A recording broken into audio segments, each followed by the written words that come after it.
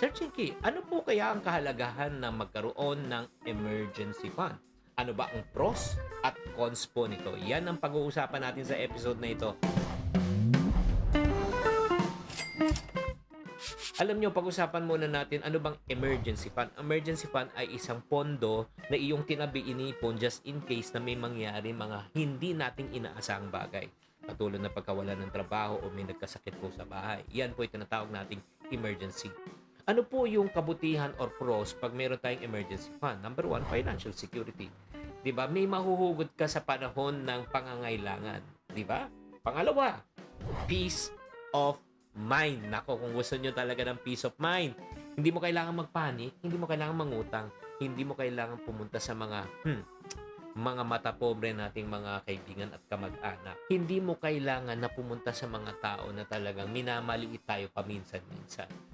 Number 3 advantage po pag may emergency fund ay hindi ka talaga papasok sa utang. Hindi mo kailangan mag-loan dito at loan doon. Di ba? Hindi mo kailangan gumamit ng credit card dahil meron kang pera.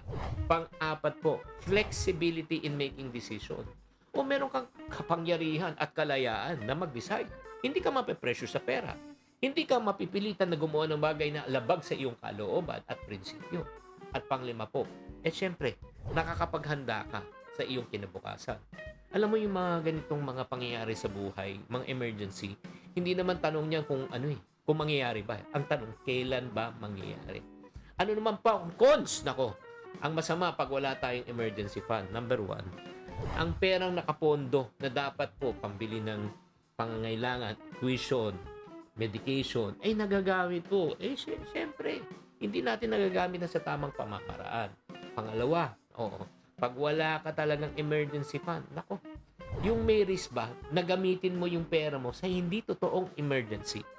Wala ka pang emergency fund, inuna mo pa yung travel mo, inuna mo pa yung kain mo sa labas. Diba? Wala ka pang emergency fund.